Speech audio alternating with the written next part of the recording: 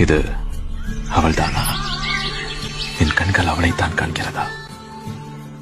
ஒரு நாத்திகவாதியின் கனவுகளில் தெய்வம் வருவது போல இருக்கிறது. இந்த ஆற்றங்கரை அருகே அவள் விளக்கேந்தி வரும் அந்த ஒளியை கண்டிருந்தாள். கம்பன் கவி அல்ல, ஒரு புதிய காதலையே எழுதியிருப்பான்.